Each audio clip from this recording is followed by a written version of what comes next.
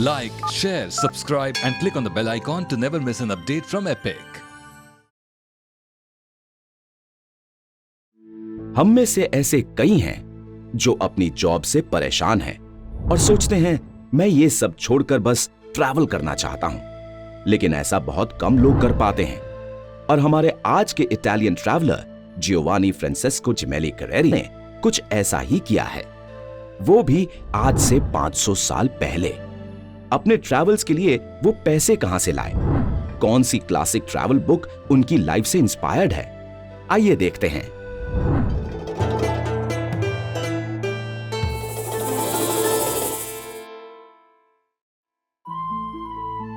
Italy के एक middle class परिवार में पैदा हुए जिमेली कैरेरी पेशे से एक वकील थे, लेकिन उन्हें अपने काम में मजा नहीं आ रहा था। फाइनली वो जॉब से इतना फ्रस्ट्रेट हो गए कि उन्होंने ये तय किया अब वो अपने घूमने के शौक को पूरा करेंगे और फिर दुनिया की सैर पर निकल गए। लेकिन दुनिया की सैर के लिए पैसे कहां से आएंगे? इस प्रॉब्लम का बहुत बढ़िया सलूशन निकाला कैरेरी ने। वो क्या करते थे कि एक जगह से वो सामान खरीदते थे जिसकी अगली जगह ज्यादा कीमत हो, और इससे जो कमाई होती थी उससे उनका खर्चा चलता रहता था। Smart. Careri Naples, Cairo, Constantinople, Armenia, Persia, फिर ईरान में बंदरकुंग पहुंचे।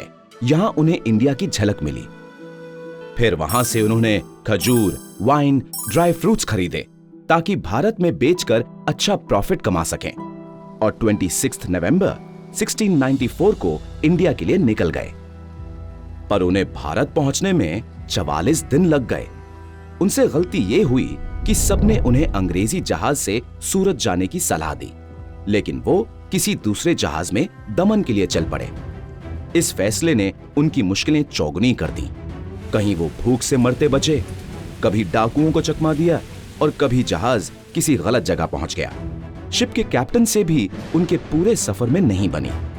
आखिरकार वो सही सलामत दमन पहुंचे और फिर वहां से सूरत गए, जो उस समय एक बड़ी बिजनेस सिटी थी। इंसान को जो चाहिए उसे वो सूरत में मिल जाएगा। मसाला, सोना, cotton, silk, brocade, velvet etcetera. Careri फिर मुंबई के पास के इलाके बसीन पहुंचे, जो अब वसई के नाम से जाना जाता है। बसीन पोर्चुगीज शासकों का गोवा के बाद दूसरा सबसे मुख्य शहर था, और उस समय फोर्ट बसीन का निर्माण जोरों से चल रहा था। कैरेरी सैलसेटे आइलैंड्स के बारे में बताते हैं, जिन पर पोर्चुगीज लोगों का राज था। इन आइलैंड्स के कई कई किले कैरेरी ने देखे, जैसे बॉम्बेम मतलब बॉम्बे, बैंडोरा मतलब बैंड्रा, वर्सावा मतलब वर्सोवा, टाना मतलब थाने और माइम मतलब माहिम। सैलसेटे आइलैंड्स ही बाद में जाकर मुंबई शहर बना। फिर वो मुंबई के विश्व प्रसिद्ध कान्हेरी गुफाओं में गए। उस समय कान्हेरी जाना उतना आसान नहीं था। उन्हें 8 मील घने जंगल से होते हुए जाना पड़ा, जहां बाघ और कई जहरीले जंतु भी थे। वो पहले इंसान थे जिसने उन गुफाओं का विस्तार से वर्णन किया है, और उनके ब्यौरे से ही हमें पता चलता है कि उस काल में गुफाएं कैसी दिखती होंगी। कैरेरी ने कान्हेरी केव्स को एशिया का ग्रेटेस्ट वंडर कहा है। कैरेरी ज्यादातर भारत के पश्चिमी भाग में ही रहे और भारत के भीतरी भाग में सिर्फ एक ही यात्रा कर पाए। कैरेरी गलगला में औरंगजेब का भव्य कैंप देखकर हैरान हो गए। 60,000 घोड़े, 10 लाख सैनिक, 50,000 ऊंट, 300 हाथी। सेना के साथ साथ बाकी लोग भी कैंप के साथ चल रहे थे, जैसे व्यापारी, शिल्पकार एटसेट्रा।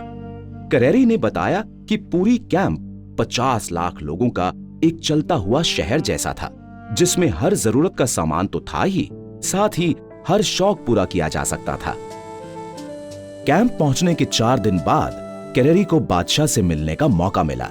औरंगजेब ने कैरेरी से पूछा कि वो किस देश से हैं और किस काम से आए हैं, और क्या वो उनकी सल्तनत के लिए काम करेंगे।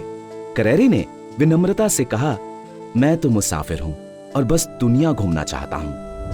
गलगला से कैरेरी गोवा गए और वहां से हिंदुस्तान को अलविदा कहा। फिर Macau, China, Mexico, Cuba, Cadiz और फिर अपने घर नेपल्स पहुंचे। ये जर्नी फिर 5 साल चली, जिसका उन्होंने अपनी 6 भाग की किताब जीरो डेल मोंडो 1699 में वर्णन किया है। और ऐसा माना जाता है कि कैरेरी के जीवन से इंस्पायर होकर लिखी गई थी जूल्स वर्न की बेस्ट सेलिंग किताब around the world in 80 days. Careri ऐसे पहले यूरोपियन ट्रैवलर थे जो बजाय पैसे या फायदे के सिर्फ अपने शौक के लिए घूमे, जो सिर्फ घूमने के लिए घूमे।